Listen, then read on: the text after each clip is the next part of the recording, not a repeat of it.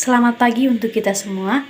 Pada kesempatan ini kami akan mempresentasikan materi yang berjudul Manajemen Mutu Industri Pangan untuk memenuhi tugas dari mata kuliah Manajemen Industri Pangan yang dibimbingi oleh Ibu Eni Idawati. Pertama-tama kami ingin memperkenalkan nama. Yang pertama, nama saya Agnes Pobi Patriani dengan NIM 20238070003. Teman saya,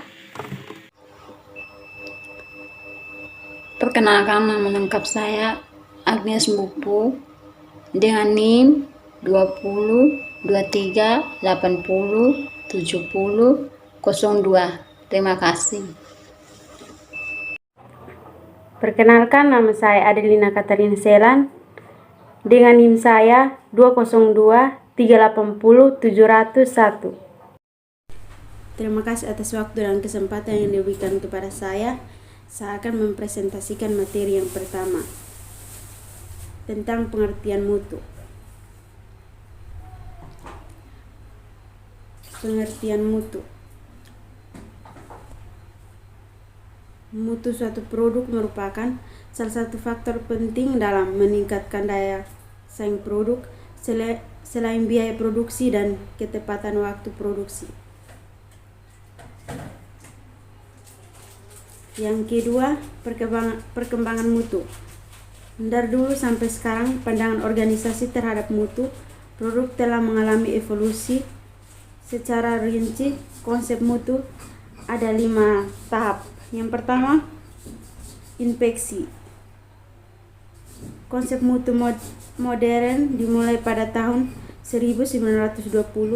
Kelompok mutu utama adalah bagian inspeksi selama produksi. Para inspektor mengukur hasil produksi berdasarkan spesifikasi. Yang kedua, pengendalian mutu.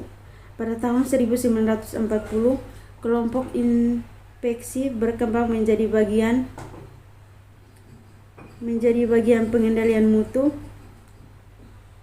Yang ketiga, jaminan mutu. Pengendalian mutu berkembang menjadi jaminan mutu. Bagian jaminan mutu difokuskan untuk memastikan proses dan mutu produk melalui pelaksanaan audit operasi. Yang keempat, manajemen mutu. Untuk mengatasi persaingan aspek mutu, perlu selalu dievaluasi dan direncanakan perbaikannya melalui penerapan fungsi-fungsi manajemen mutu. Yang kelima, manajemen mutu terpadu. Dalam pengertian manajemen mutu terpadu, ternyata bukan hanya fungsi produk yang mempengaruhi kepuasan pelanggan terhadap mutu. Yang berikut sistem manajemen mutu.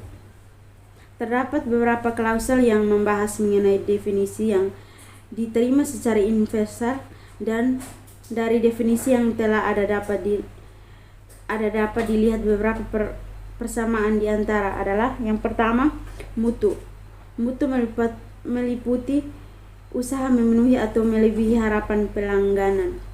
Yang kedua, mutu mencakup produk, jasa manusia atau proses dan lingkungan.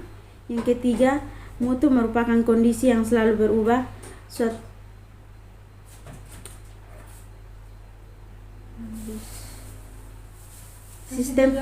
Sistem manajemen mutu memberi gambaran bagaimana organisasi menerapkan praktek-praktek manajemen mutu secara konsisten untuk memenuhi kebutuhan pelanggan dan pasar.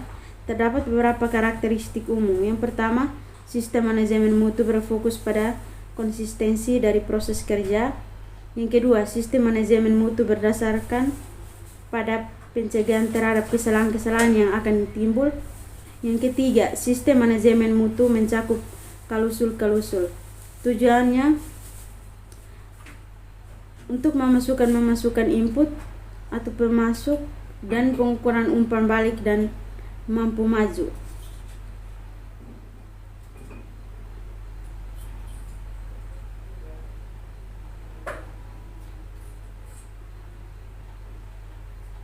Yang berikut keterangan aktivitas yang memberi nilai tambah, aliran informasi dan pelanggan yang sama. Yang dimaksud dengan pelanggan yaitu pada skema di atas adalah orang yang memberi masukan tentang apa yang harus dikerjakan oleh kontraktor. Yang kedua, tanggung jawab manajemen. Tanggung jawab manajemen menunjukkan bahwa adanya komitmen manajemen terhadap mutu dari produk yang dihasilkan sebelum melakukan aktivitas yang lain. Yang berikut, realisasi produk. Realisasi produk meliputi pembuatan produk atau jasa. Produk adalah hasil suatu proses yang terdiri dari 4 kategori, yaitu jasa perangkat lunak, perangkat keras, dan bahan proses. Yang berikutnya, pengukuran, analisa, dan perbaikan. Yang pertama, pengukuran. Data hasil pengukuran sangat penting untuk membuat keputusan berdasarkan kenyataan. Manajemen harus merencanakan aktivitas pengukuran dan pemantauan, misalnya mengenai pertama, kepuasan pelanggan, yang kedua, kinerja sistem, yang ketiga, kesesuaian proses, yang keempat, kesesuaian produk atau jasa, yang kelima, pencapaian tujuan proyek atau organisasi. Yang kedua, analisa. Keputusan sebaiknya didasarkan pada hasil pengukuran atau informasi yang dikumpulkan secara akurat. Yang ketiga, perbaikan. Kebutuhan tindakan perbaikan akan muncul apabila ada ketidaksesuaian yang dapat berasal dari dalam maupun luar.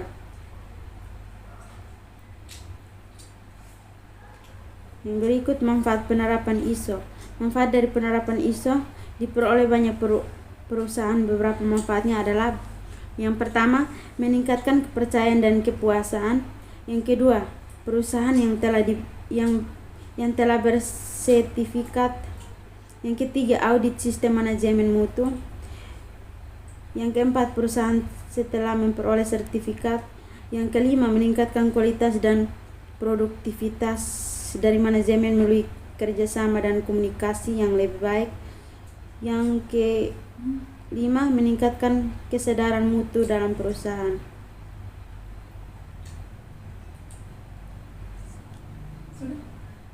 Sekian dan terima kasih. Baik, materi selanjutnya adalah proses mendapatkan ISO 9001-2008 bagi kontraktor. Kontraktor yang ingin mendapatkan sertifikat ISO 9001-2008 dapat mengikuti langkah-langkah secara garis besar sebagai berikut. Yang pertama, adanya komitmen dari pimpinan puncak. 2.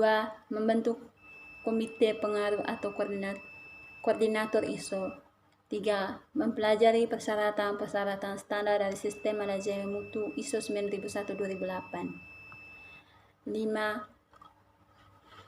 4. Mengimplementasikan sistem manajemen mutu ISO 9001-2008. 5. Audit sistem manajemen perusahaan secara internal. 6. Memilih registrasi. Keadilan dalam penerapan ISO 9001-2008. Ada banyak faktor yang dapat menyebabkan penerapan ISO 9001 tidak berjalan mulus. Di antaranya yang paling dominan adalah tenaga kerja, sumber daya manusia. Faktor tenaga kerja berperan besar dalam penerapan sistem manajemen mutu. 2. Mesin atau alat. Mesin atau alat merupakan sarana pendukung tenaga kerja dalam melaksanakan sebuah sistem. 3. Metode atau prosedur. Metode atau prosedur yang telah ditetapkan oleh suatu perusahaan dalam melaksanakan suatu pekerjaan merupakan hal yang mendukung tercapai standar mutu untuk kepuasan pelanggan. 4. Form. Form berguna untuk mencatat semua aktivitas perusahaan dalam melakukan suatu pekerjaan. Form ini merupakan standar dari suatu perusahaan yang menerapkan standar manajemen mutu dan organisasi. 5. Uang atau modal. Uang atau modal sangat berperan penting dalam melaksanakan suatu pekerjaan apabila perusahaan tidak mempunyai uang atau modal yang cukup, maka aktivitas pekerjaan yang dilakukan tidak akan berlangsung secara. Klausul ISO 9001-2008. ISO 9001-2008 terdiri dari 8 klausul sebagai berikut. Yang 1. Ruang lingkup. 2. Referensi normatif. 3. Istilah dan definisi. 4. Sistem manajemen mutu. 5. Tanggung jawab manajemen. 6. Manajemen sumber daya. 7. Relasi produk. 8. Pengukuran analisis dan peningkatan. Baik, materi selanjutnya adalah pengukuran analisis dan peningkatan. Persyaratan umum dalam klausal tentang pengukuran analisis dan peningkatan, di mana organisasi harus menetapkan rencana-rencana dan menetapkan proses-proses pengukuran, pemantauan, analisis, dan peningkatan yang diperlukan agar menjamin kesesuaian dari produk, menjamin kesesuaian dari sistem manajemen mutu, dan meningkatkan terus-menerus efektivitas dan sistem manajemen mutu.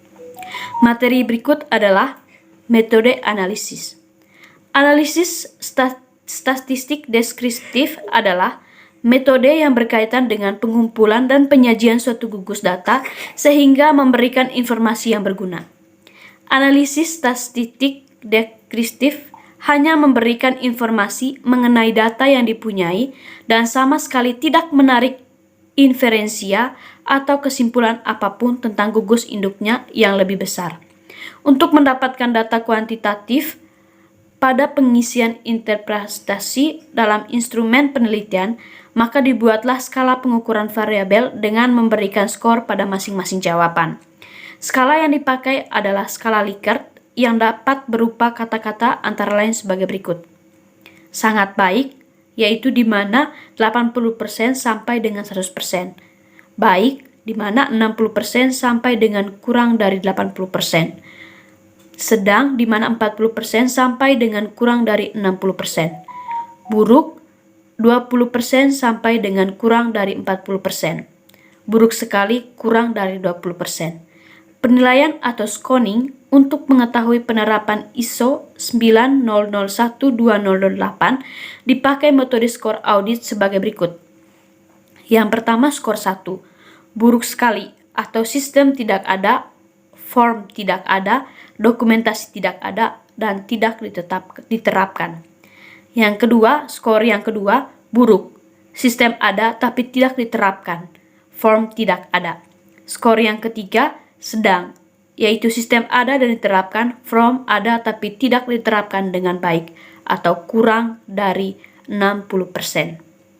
Skor 4, baik, sistem ada dan diterapkan, form ada dan diterapkan 60%, sama dengan kurang dari 80%.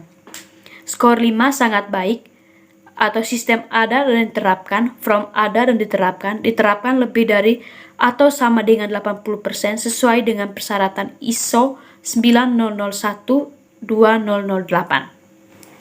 Sedangkan hasil penilaian audit dan semi struktur interview dari responden yang telah ditabulasikan selanjutnya dihitung dengan menggunakan rumus sebagai berikut. Skor sama dengan total skor dibagi dengan nilai total skor dikali dengan 100%, di mana total skor sama dengan total nilai skor yang didapat dari audit atau semi struktur interview masing-masing klausal. Nilai total sama dengan total nilai skor maksimum tiap klausal. Demikian presentasi materi kami tentang manajemen mutu industri pangan. Semoga bermanfaat. Sekian dan terima kasih. Peace.